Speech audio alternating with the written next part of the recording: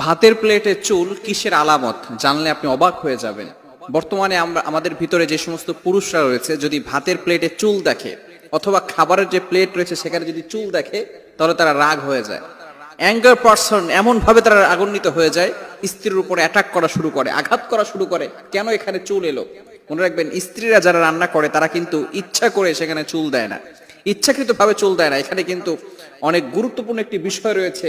এই ভাতের ভিতরে চুল আসলে কি হয়, এটা যদি আপনি জানতে পারেন তাহলে কিন্তু আপনি কখনো স্ত্রীর সাথে খারাপ ব্যবহার করবেন না। আপনার প্লেটে খাবারের সময় চুল দেখেন, এটা কিন্তু বরকত হওয়ার আলামত। আপনার লাইফে রিজিকের বরকত আল্লাহ পাক রব্বুল আলামিন দিয়ে দিবেন। রিজিকের জন্য কোনো টেনশন করতে হবে না। আল্লাহ পাক রব্বুল আলামিন ওই ঘরের ভিতরে সুখ শান্তির ব্যবস্থা করে দিবেন।